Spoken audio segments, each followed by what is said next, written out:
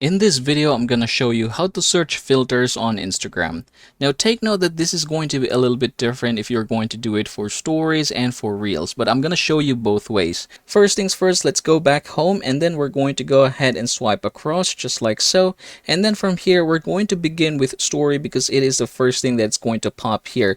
Now, you should see this one right here, and these are actually filters. If you're going to go ahead and scroll all the way through, you should be seeing this effect right here. You can go ahead and tap that one and you should be able to browse effects. Now, if you want to search for effects, go ahead and click this icon right here, just like so, and then I want you to go ahead and type the filter. Say for example 4K, just like so. You can go ahead and select different 4Ks or different filters in here. Just for example, I'm gonna try okay, this one right here. I'm going to click it just like so, and then I'm going to go ahead and tap the video, and there you go, I'm using it now.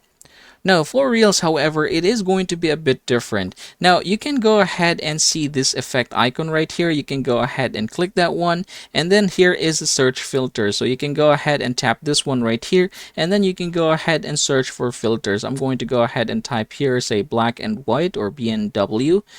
There you go. I'm going to click this one right here, and there you go. So now it has been applied.